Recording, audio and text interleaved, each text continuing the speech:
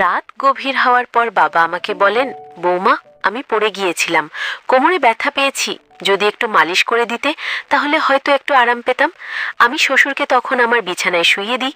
তারপর যা ঘটলো আপনি কল্পনাও করতে পারবেন না, কারণ আমার জীবন একেবারে ভেঙে পড়েছিল। বিয়ের 3 মাসের মাথায় আমার স্বামী হঠাৎ করে এক দুর্ঘটনায় মারা যান।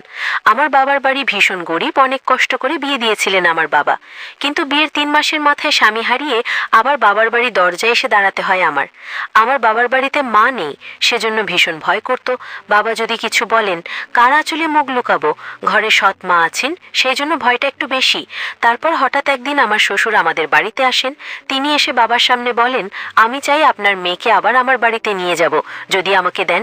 তখন আমার সৎ মা রাজি হয়ে যান, কিন্তু বাবা বলেন, এখন আপনার ছেলে নেই, তাহলে ওকে নিয়ে কি করবেন?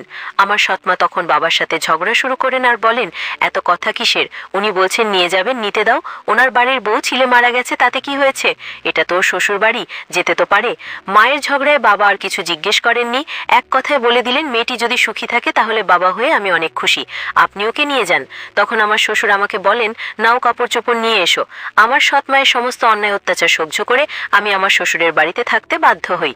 বাড়ি গিয়ে পৌঁছানোর পর আমি আমার ঘরে জামা কাপড় পাল্টাচ্ছিলাম, তখন আমার শ্বশুর এসে আমার ঘরে ঢোকেন আর বলেন, বৌমা, একটু চা করে নিয়ে এসো। শ্বশুরের কথা আমি তাড়াতাড়ি রান্না করে চা করে নিয়ে আসি। বসে বসে চা খেতে খেতে তিনি বলেন, তুমি তো জানো এই বাড়িতে আমি একদম একা, আমার ছেলে ছিল একমাত্র সন্তান, তোমার শাশুড়িও অনেক আগে মারা গেছে, সেই জন্য আমি তোমাকে এই বাড়িতে নিয়ে এসেছি যাতে আমি বুঝতে না পারি যে এখানে আমি একা আছি।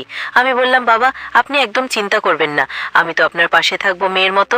তখন আমার শ্বশুর বলেন, আমি জানি তুমি আমার পাশে থাকবে, কারণ তোমার সৎ মা তোমাকে ওই বাড়িতে কখনো শান্তিতে থাকতে দেবে না। এইভাবে কিছুদিন চলে যায়। 4 মাস পর একদিন রাতে আমি আমার রুমে শুয়েছিলাম, গভীর রাতে টকটক আওয়াজ শুনি। তখন বুঝতে পারি এটা মা শ্বশুর, কারণ এই বাড়িতে আমি আর বাবা ছাড়া আর দ্বিতীয় কোনো মানুষ নেই। আর রাত 12টার সময় ঘরে কে বা আসবে?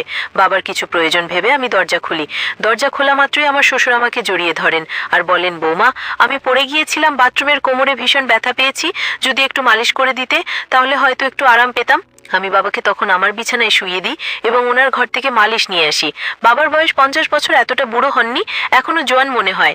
আমার স্বামী একটু অল্প বয়সে বিয়ে করেছিল আর অল্প বয়সে এই পৃথিবী থেকে চলে যেতে হলো। বসে বসে শ্বশুরের কোমরে আমি মালিশ লাগিয়ে দিচ্ছি, কেমন যেন উনি আমার দিকে অদ্ভুতভাবে তাকাচ্ছিলেন। তখন আমার আরো বেশি ভয় লাগছিল। আমি বললাম, কি হয়েছে আপনার? কোমরে কি বেশি আঘাত পেয়েছেন? ডাক্তারকে ফোন করব? না বৌমা, থাক, তুমি মালিশ করে দিচ্ছ, এতে আমি অনেক আরাম পাচ্ছি। শ্বশুরের এমন অদ্ভুত আচরণ দেখে আমি বললাম, বাবা, আপনি বরং এখানেই শুয়ে পড়েন, আপনার কোমরে ব্যথা নিয়ে কি করে ঘরে যাবেন? আমি বরং আপনার ঘরে গিয়ে ঘুমিয়ে পড়ি। আমার কথা শুনে আমার শ্বশুর বললেন, এটা কি বলছো বৌমা? এই অবস্থায় আমাকে একা ফেলে তুমি চলে যাবে?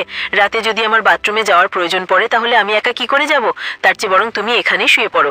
কিছুক্ষণ পরে বাবা উঠে এসে আমার দিকে তাকিয়ে বললেন, বৌমা, তোমাকে কিছু বলতে চাই, তুমি যদি আমার কথায় রাজি হও তবে বলবো। আমার মনে খটকা লেগে গেল। আমি চিন্তিতভাবে বললাম, বাবা, কি বলবেন আপনি বলুন। শ্বশুর একটু হেসে বললেন, আজকের রাতটা আমি তোমার সাথে কাটাতে চাই, কারণ একা একা আমার আর ভালো লাগছে না।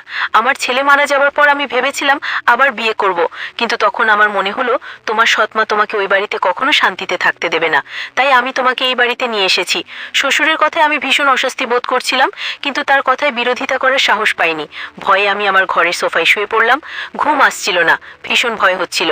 বৌমা, মনে হচ্ছে তোমার কাছে খারাপ কিছু চাইনি, আমি চাই তুমি আমাকে বিয়ে করে নাও, তাহলে কেউ আর কিচ্ছু বলতে পারবে না। আমি শ্বশুরকে বলি, বাবা, আপনি এসব কি বলছেন? আপনি আমার শ্বশুর, আর শ্বশুরের সাথে বিয়ে করা কি সম্ভব? শ্বশুর বললেন, দেখো বৌমা, আমি মানছি যে একসময় আমি তোমার শ্বশুর ছিলাম, কিন্তু 5 মাস হয়ে গেছে তোমার স্বামীর মৃত্যুর, এখন আমাদের মধ্যে আর তেমন কোনো সম্পর্ক নেই। আমি একা, তুমিও একা, আমরা একে অন্যের সঙ্গী হতে পারি। আমার মন বিশৃঙ্খল হয়ে উঠল। বাবার এমন প্রস্তাব শুনে আমি কিছু বলতে পারলাম না। একদিকে সৎমায়ের অত্যাচার, অন্যদিকে শ্বশুরের অদ্ভুত আচরণ।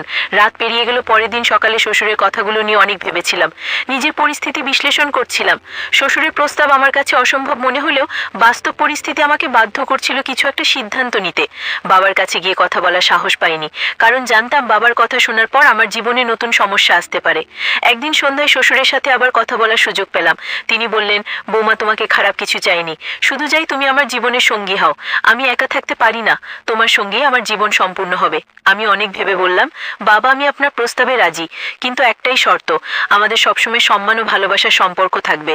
আপনি আমাকে মেয়ের মতো সম্মান সম্মান করবেন আর আমি আপনাকে বাবার মতো শ্রদ্ধা করব। শ্বশুর বললেন, আমি তোমার শর্ত মেনে নিচ্ছি, তোমার সম্মান সবসময় বজায় রাখবো। আমরা বিয়ে করলাম। সমাজের চোখে এটি অস্বাভাবিক হলেও আমরা দুজনেই নিজেদের সিদ্ধান্তে অটল ছিলাম। শ্বশুরের সাথে আমার সম্পর্কে নতুন রূপ আমাকে নতুন জীবনের পথে নিয়ে গেল। আমাদের মাঝে প্রেম, সম্মান ও শ্রদ্ধার সম্পর্ক গড়ে উঠল। আমাদের বিয়ের পর সমাজের চোখে আমরা কটু কথা শুনলাম, কিন্তু আমরা নিজেদের সিদ্ধান্তে অটল ছিলাম। শ্বশুরের সাথে